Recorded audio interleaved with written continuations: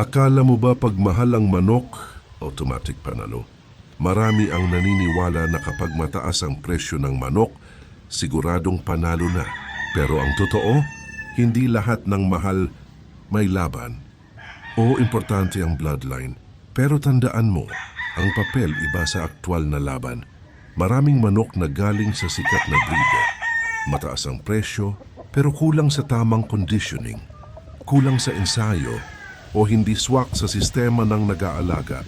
Sa kabilang banda may mga murang kuha lang pero dahil sa tamang alaga, tamang timing at tamang paghahanda, sila pa ang nag-uuwi ng panalo. Ang sikreto, hindi lang presyo ang basehan, obserbasyon, disiplina at tamang proseso. Hindi pangalan ang lumalaban sa arena. Manok pa rin. Ikaw, ano masasabi mo?